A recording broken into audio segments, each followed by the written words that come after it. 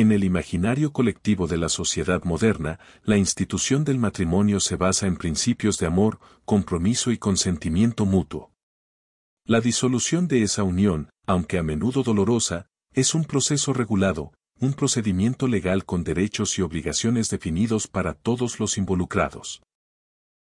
Pero, imagina una época en la que un matrimonio roto no tenía recurso legal para los empobrecidos, cuando la identidad legal de una mujer se borraba en el momento en que decía sí, quiero, y cuando un hombre, desesperado por ser libre, solo podía ver una solución, llevar a su esposa a un mercado público con una soga al cuello y subastarla al mejor postor. Esta práctica impactante, casi increíble, conocida como venta de esposas, no era un mito ni un horror ficticio, sino una sombría realidad en Gran Bretaña desde los siglos XVII hasta el XIX. Esta bárbara costumbre popular, a menudo sensacionalizada en los relatos históricos, era en realidad un fenómeno complejo y multifacético. Era un síntoma de un sistema legal que era completamente inaccesible para la clase trabajadora, un claro reflejo del inmenso abismo entre la ley de la tierra y la realidad vivida por su gente. Lejos de ser un simple acto de dominación y crueldad masculina, la venta de esposas era un acto desesperado, y a menudo colaborativo, nacido de un profundo vacío social y legal. Era el divorcio del pobre, una solución alternativa para un sistema que no proporcionaba otra escapatoria de un matrimonio infeliz o abusivo.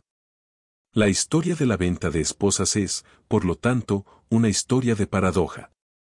Revela una sociedad en la que las mujeres eran legalmente consideradas propiedad, sin embargo, muchas usaban este mismo ritual para asegurar su propia libertad.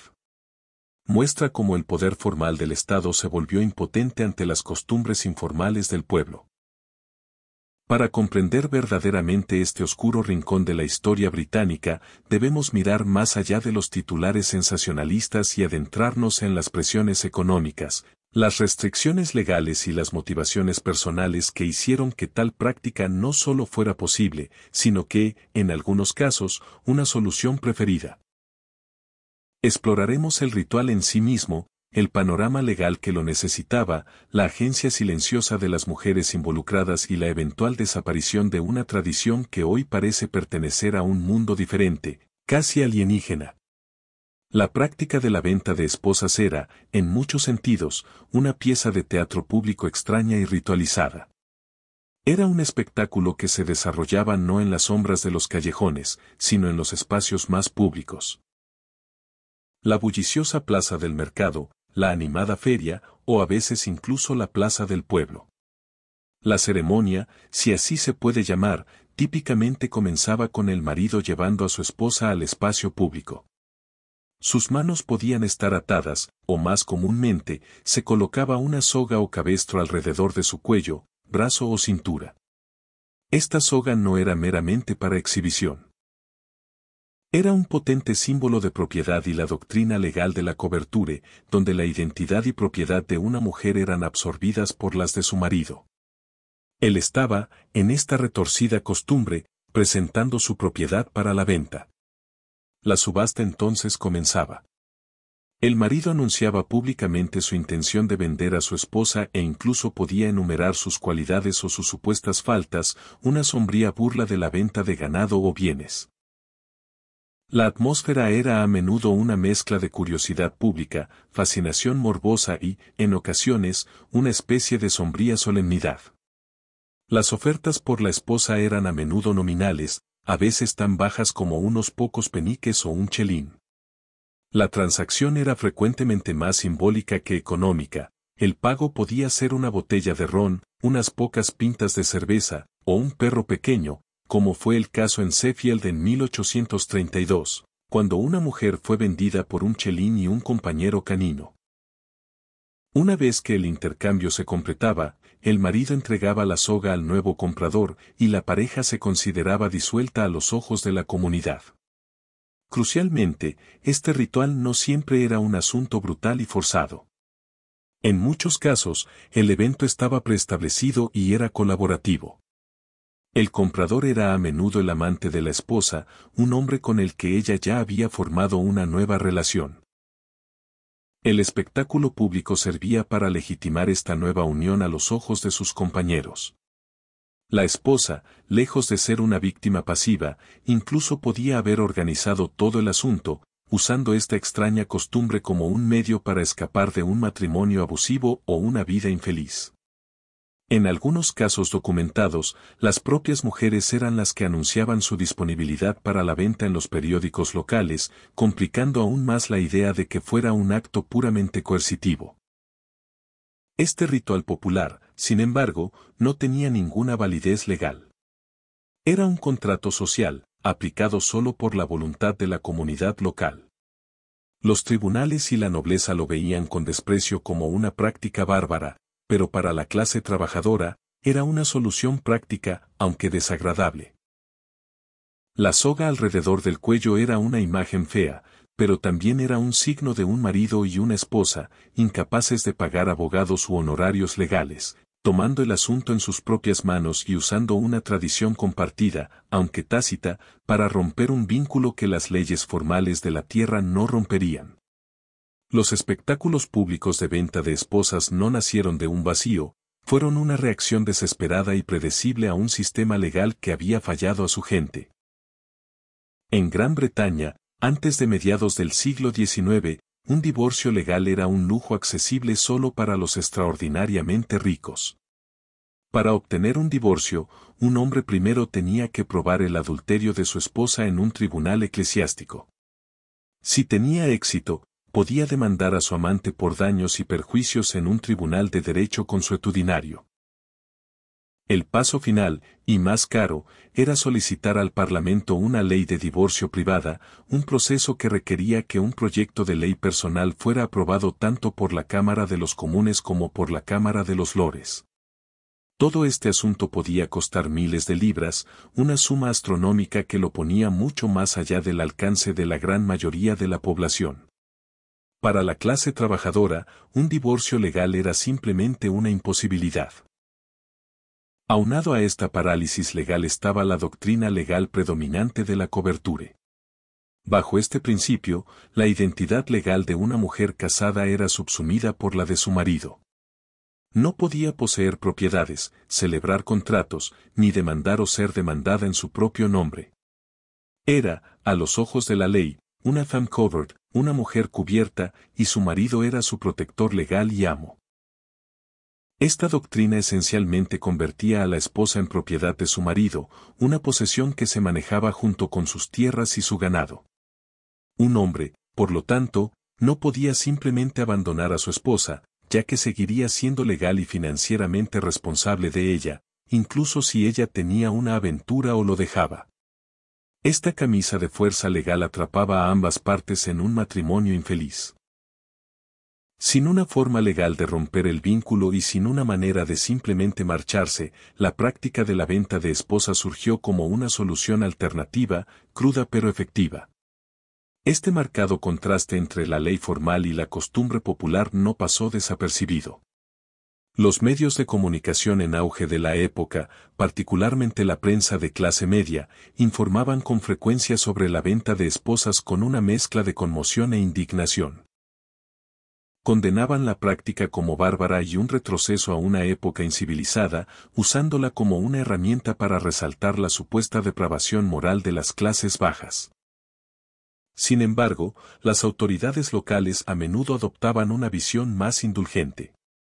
Si bien una venta de esposa era técnicamente ilegal y podía clasificarse como agresión o desorden público, los magistrados a menudo hacían la vista gorda. Entendían que la costumbre era una herramienta social para los pobres, una forma de resolver disputas sin recurrir a medios más violentos. Una venta de esposa podría ser desagradable, pero a menudo se consideraba un problema más manejable que una disputa doméstica prolongada o un marido enfurecido. Así, el sistema legal, por su propio diseño inaccesible, creó un vacío que luego fue impotente para controlar, permitiendo que una oscura tradición echara raíces y floreciera. Ver la venta de esposas únicamente como un acto de brutalidad masculina es pasar por alto una parte crucial, aunque profundamente inquietante, de la historia. Para muchas mujeres atrapadas en los lazos de un matrimonio infeliz o abusivo, la costumbre de ser vendida no era una terrible prueba, sino un acto final y desesperado de liberación. En una sociedad donde la identidad legal de una mujer se borraba al casarse y donde no tenía derecho a la propiedad o a un ingreso independiente, un matrimonio roto podía ser una cadena perpetua de pobreza, violencia o desesperación emocional. Sin acceso a un divorcio legal, estas mujeres estaban efectivamente encerradas en sus circunstancias. En este contexto, una venta pública, con su humillante espectáculo de la soga y el bloque de subastas, podía representar una genuina oportunidad para una nueva vida. Era una oportunidad para escapar de un marido que era un borracho, un bruto o simplemente un hombre con el que ya no deseaba estar.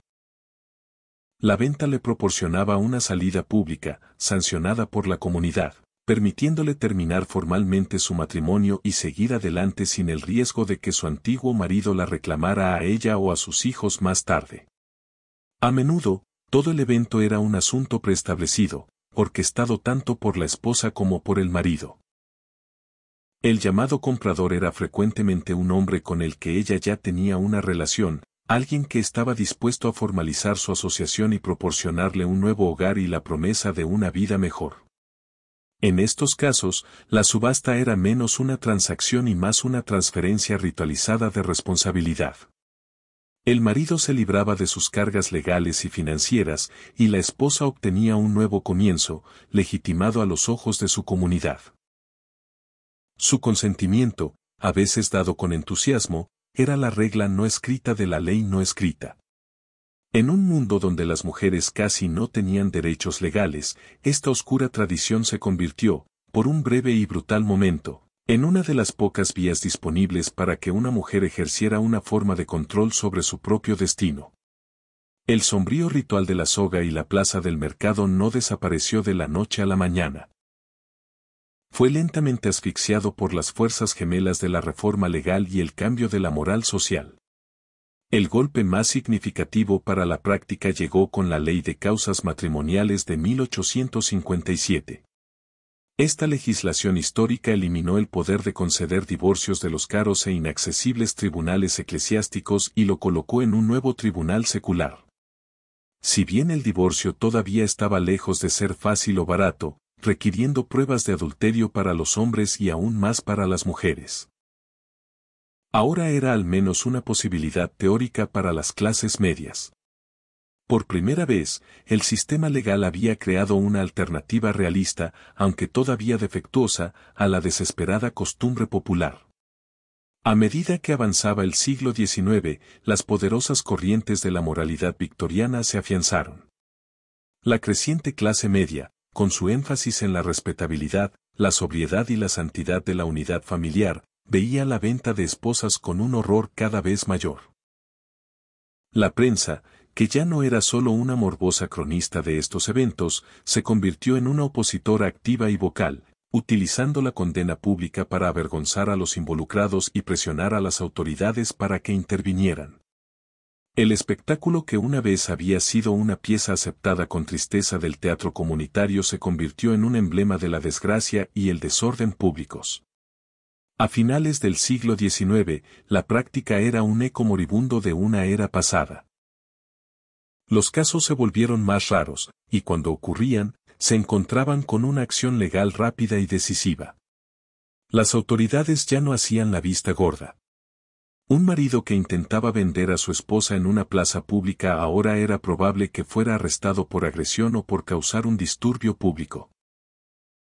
Los últimos casos persistentes de venta de esposas, a menudo citados como ocurridos a principios del siglo XX, ya no eran una solución comunitaria, sino un crimen extraño y aislado, un último e incomprensible suspiro de una tradición cuya justificación legal y social había desaparecido por completo. La oscura y informal ley popular finalmente había sido suplantada por la ley formal, aunque todavía imperfecta, de la tierra. El fin de la venta de esposas sirve como un poderoso recordatorio de cómo un sistema legal profundamente defectuoso puede fomentar inadvertidamente una costumbre social brutal, pero pragmática. Su desaparición fue un proceso lento y doloroso que reflejó no solo un cambio en la ley, sino un profundo cambio en la forma en que la sociedad veía a las mujeres, el matrimonio y el significado mismo de la libertad. La historia de la venta de esposas es difícil de conciliar con las sensibilidades modernas, un recordatorio de que el pasado es, de hecho, un país extranjero con su propia lógica brutal. Era, en su esencia, un síntoma de una sociedad con un sistema legal roto y un profundo abismo entre sus clases. Para la mayoría empobrecida, los canales oficiales de justicia y la ley matrimonial eran tan inaccesibles como los dorados salones del propio Parlamento.